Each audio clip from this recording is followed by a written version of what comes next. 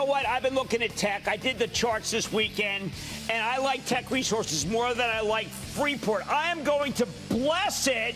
Why? Buy. Because it sells at 5 times earnings. That's a little ridiculous. Picture this. A copper and coal producing behemoth based out of Vancouver, Canada, that decides it's high time to slap some lipstick on a couple of pigs. One of those pigs farts lots of carbon in front of the other farm animals. Well, the other pig discreetly goes behind the barn to hide their flatulence. Oddly, this shameless farting pig is going to produce far more meat for the farmer.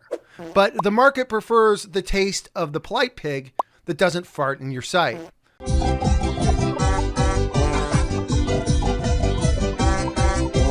Of course, calling cash flow generating companies pigs might not be a fair analogy. But that, folks, is the Teck Resources conundrum in a nutshell. This is a company trying to cast themselves out of the value trap by restructuring themselves so that their less ESG friendly division gets isolated. Well, sort of, and we're going to get into that. But as they announced these plans, and before you can say the words corporate shenanigans, a wild Glencore appeared with an unsolicited $23 billion all-stock offer to buy Teck, later sweetening the deal by making $8 billion of the offer a cash component.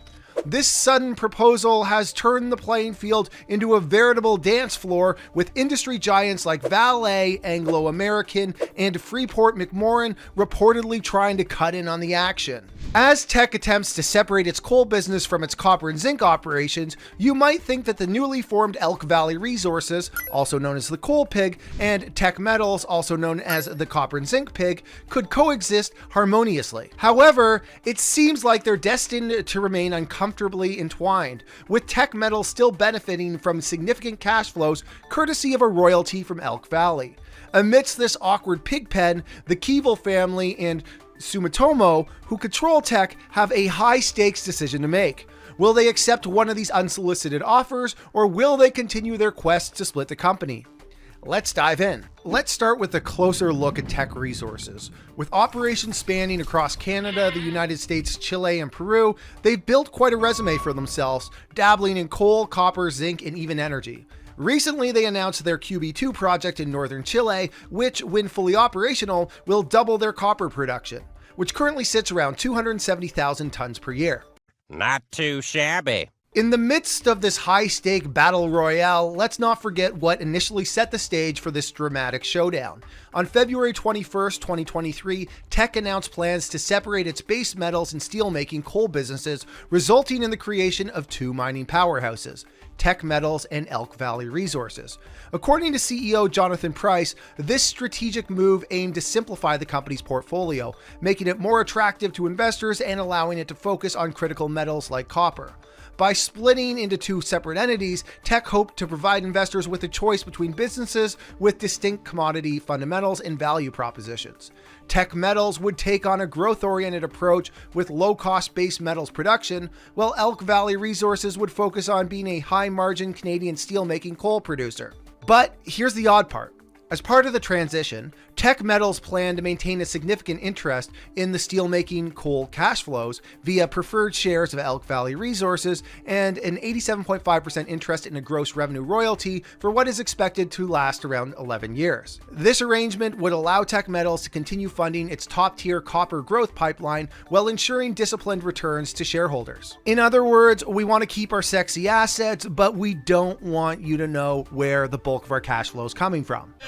You can't see me, my time is now. However, just as Teck was gearing up for this big split, along came Glencore with not 1 but 2 unsolicited acquisition proposals, attempting to scoop up Teck and subsequently separating the businesses themselves, thus exposing Teck shareholders to the risks associated with thermal coal and oil trading.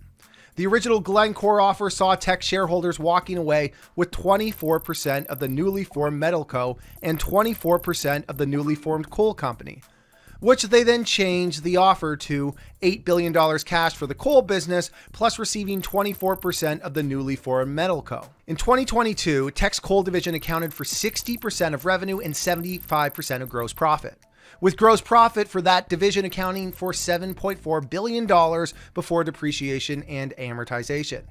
That means that Teck shareholders would be selling their stake in the coal company for around 1x gross profit.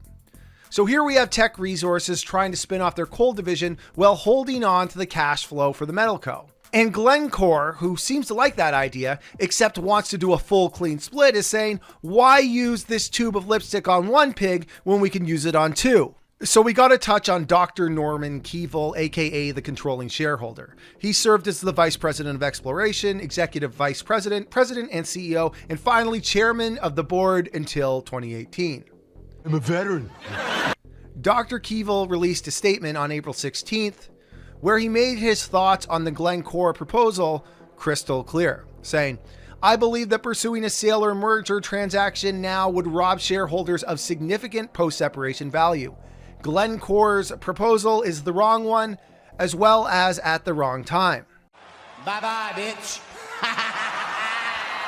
Keevil did express that he would support the sale of Teck, but only after the company completes its plan to spin off its coal business. After rejecting Glencore's US $23.1 billion takeover bid, Teck has spurred interest from a number of other major players in the mining industry. The Globe and Mail is reporting that companies such as Freeport McMoRan, Vale, and Anglo American are said to be evaluating potential bids for Teck's base metals business, contingent on the successful spin-off of its coal assets. Analysts believe that after the split, many mining companies will be particularly interested in Teck Metals due to its growing copper portfolio. In the meantime, however, Teck faces opposition from two proxy shareholder firms, Institutional Shareholder Services and Glass Lewis & Co., who have advised shareholders to vote against the planned split and engage more fully with Glencore. Opposed? All right, let's wrap it up. As the saga unfolds between Teck Resources, Glencore, and whatever mining giant decides to hop in, it's clear that the future of Teck is uncertain. Teck is in play, like a franchise NFL player who just got put on the trading block. Then trade me. With key stakeholders like Dr. Keevil pushing for the company to complete the spin-off before entertaining offers and proxy shareholder firms advising against it, well, this is about as exciting as it gets in the mining world. Not excited enough. As shareholders prepare to vote on the proposed breakup, it's important to keep an eye on this high-stakes battle that will ultimately shape the future of Teck Resources and the mining industry as a whole. All right, everybody, thank you for watching. If you could do me a big favor, please hit that like button, subscribe, and ring that notification bell. I love you all.